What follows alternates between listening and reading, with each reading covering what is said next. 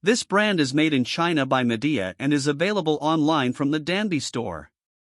All of the units use environmentally friendly R32 refrigerant and have electronic controls with a temperature sensing remote control.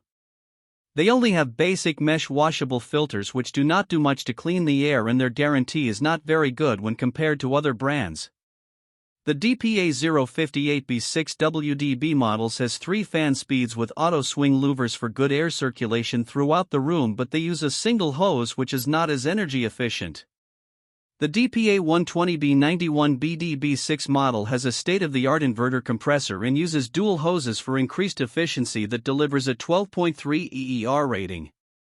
They are Wi-Fi enabled and can be controlled through Alexa voice commands. The DPA100E5BDB6 model is a heat pump with a 7.9 EER efficiency and a turbo mode for quick heating or cooling. This brand receives an overall 1-star don't buy rating from HvacRepairGuy. Please share your experiences with this brand in the comments section of the HvacRepairGuy YouTube channel.